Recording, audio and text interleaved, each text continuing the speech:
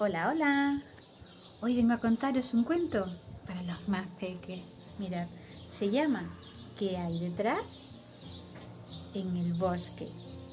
Es de Anna Milburn e ilustraciones de Christine Pumi. Y es de editorial Usborne.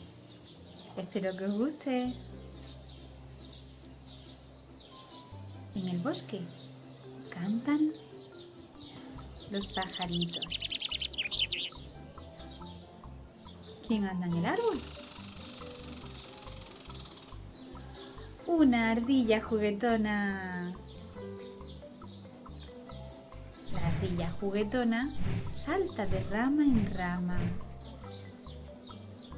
y encuentra un amigo que está echando la siesta.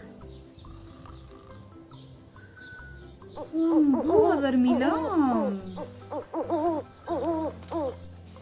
¿Qué hace ahora la ardilla juguetona? Está enterrando una bellota. ¿Quién más anda por aquí? Un topo muy ocupado cavando un túnel. La ardilla juguetona trepa un árbol y ve a alguien entre las hojas. ¿Quién será? Un ciervo con unas astas enormes. ¿Qué hace ahora la ardilla juguetona? Se ha escondido en un tronco. ¿De quién se esconde? ¡De un zorro!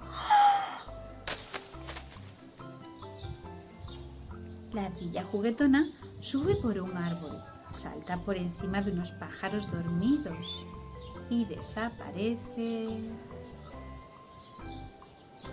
para acurrucarse con su familia en su acogedor nido. Bueno, espero que os haya gustado este cuentecillo. Si es así, dadle un like y compartidlo con vuestros amigos. Y si no queréis perderos ninguno de los cuentos que os voy contando, podéis suscribiros a este canal. ¡Mua! ¡Hasta otra!